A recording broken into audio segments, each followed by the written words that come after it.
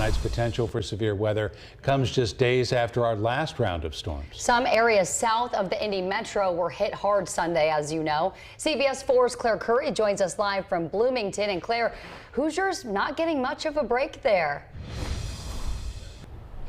That's right. The winds here where I'm at have already started to pick up quite a bit. Some of the gusts are pretty powerful. And I'm at the Southside Christian Church here in Bloomington, right off of State Road 37, where the National Weather Service has confirmed that there was an EF0 tornado that touched down during Sunday's severe storms. Now, the crews have been here all day working to repair some of that damage.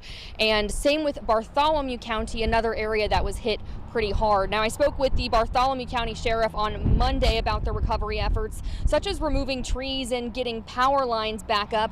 For the most part, everything is back to normal, and now they're preparing. Bartholomew County Emergency Management says they're anticipating some potentially dangerous winds and flash flooding coming from this incoming storm.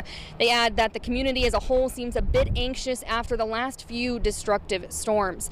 With several severe weather incidents, their crews have been busy, and they ask for people to only call 911 for dire emergencies. You get these back-to-back storms.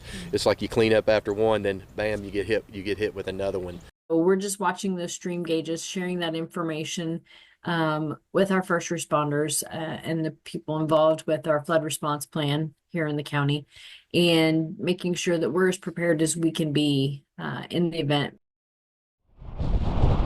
As a reminder, they say people should not just rely on the tornado sirens, especially with this storm passing throughout the night while people may be asleep. They say that phone alerts and notifications should be on as well. Again, officials just ask for people to take these warnings seriously and shelter in place as needed.